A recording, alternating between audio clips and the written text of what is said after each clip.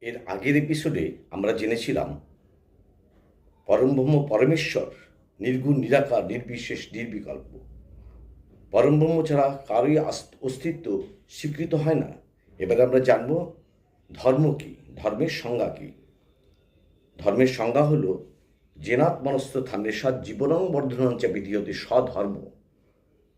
সুতরাং যার দ্বারা নিজের জীবন এবং নিজের সমাজের জীবন সমৃদ্ধি লাভ করে এবং তা বিধৃত থাকে, তাহাই ধর্ম।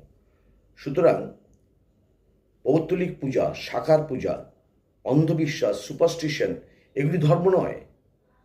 এগুলো হচ্ছে আলাদা, পৃথক এবং ধর্ম পৃথক। সুতরাং আমাদের জানতে হবে যে সাকার পুজো কোনো ধর্ম নয়। নমস্কার।